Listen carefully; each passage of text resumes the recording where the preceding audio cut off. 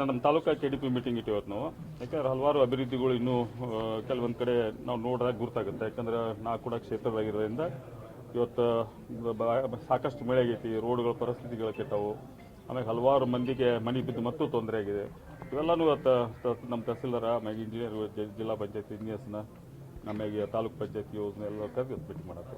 ಯಾಕಂದ್ರೆ ಈಗಾಗಲೇ ಎಲ್ಲ ಕ್ಲಿಯರೆನ್ಸ್ ಆಗಿ ಜಸ್ಟ್ ಅದೊಂದು ಟೈಗರ್ ಕಾರಿಡೋರ್ ಅಂತ ಹೇಳಿ ಮಾಡಿದ್ರಿಂದ ಟೈಗರ್ ಕಾರಿಡೋರ್ ಅಂತ ಮಾಡ್ಯಾರ.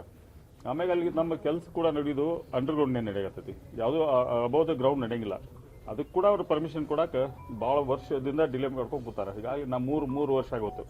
3 ವರ್ಷದಿಂದ ಆಗ್ಬೇಕಾದಂಥ ಕೆಲಸ ಇವತ್ತು ಸ್ಥಗಿತಗೊಂಡೈತಿ. ಯಾಕಂದ್ರೆ ನಮ್ಮ ಭಾಗಕ್ಕೆ ಈಗಾಗಲೇ ನಾವು ಹಲವಾರು ಹೊಸ ಕುಡಿ ನೀರಿನ ಯೋಜನೆಗಳನ್ನು ಕೊಡಾತೀವಿ. ಆಮೇಲೆ ಈಗ ದೊಡ್ಡ ಯೋಜನೆಗಳು ನಮ್ಮಲ್ಲಿ ಬರೋದ್ರಿಂದ ಕುಡಿ ನೀರಿಗೆ ನಮ್ಗೆ ಸಮಸ್ಯೆ ಆಗೋದ್ರಿಂದ ಇವತ್ತು ನಮ್ಗೆ ಅದು ಅವಶ್ಯಕತೆ ಐತಿ. ಹಾಗಾಗಿ ಮುಖ್ಯಮಂತ್ರಿಗಳು ಬರೆದಂಥದ್ದು ಕೂಡ ಕರೆಕ್ಟ್ ಆಗೈತೆ ಅನ್ನುವಂಥ ಮಾತು ಕೂಡ ಹಾಕಿ ಮಾತಾಡಿದ್ರೈತಲ್ಲ ಅವರು.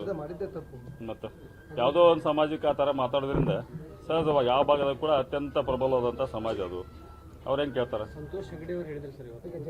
ಅಲ್ಲ, ಕೆಲವು ರಾಜಕಾರಣಿಗಳು ಅಂತವ್ರು ಅದಾರ, ಇಲ್ಲ ಅಂತ ಹೇಳ್ತಿಲ್ಲ, ಅದು ಸತ್ಯ ನೀವು ಹೇಳತ್ತಿದ್ದು.